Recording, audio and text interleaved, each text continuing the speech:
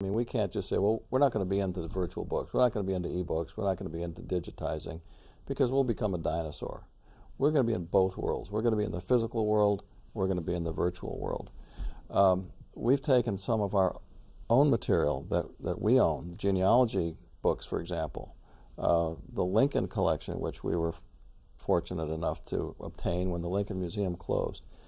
And we have taken those physical books and turned them into digital texts by running them through a scanning center, which I could show you here. I'd like to do that sometime. Once those books are digitized, everybody in the entire world can get access to those.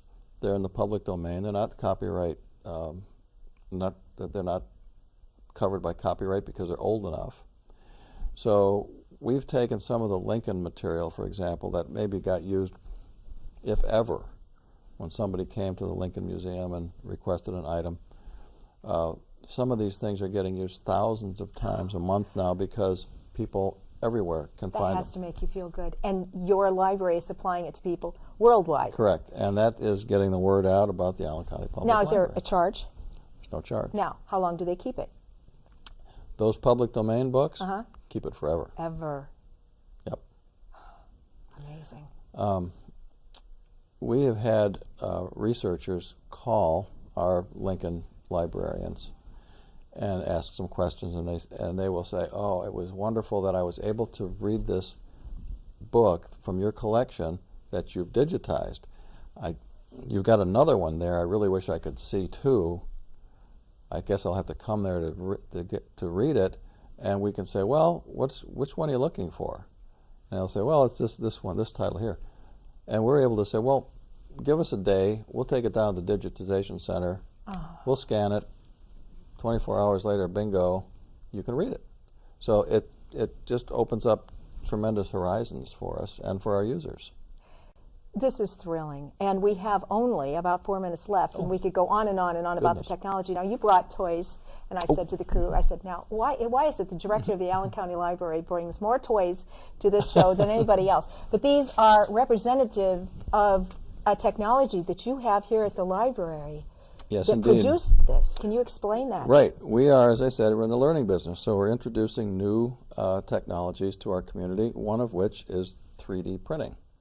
You take a computer file, that is a computer file of an image, you send it to a printer, and it takes it from a computer file to a thing.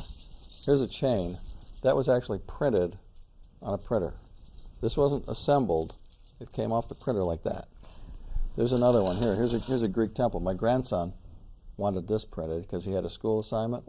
He asked me if we could print. He found this on he found a picture he found of this it?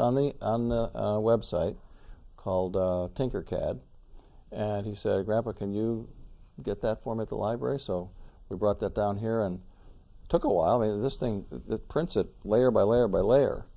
So this thing took about 2 hours to print. But this is the wave of the future. How many of these machines do you have, and why does the library have it, and what are you seeing the people use these for? Right now, it seems to be an introductory thing. It's a curiosity. People have heard of it, and now they see we've got it, and they want to know more. We've got 4 machines now. We're going to be adding some more stuff like this. And once again, we want to create the opportunity for people to discover new things at the library, including stuff like that. Many reasons exist for you and others to come to this location. And yet you've opened the website for learning to take place without walls, without buildings.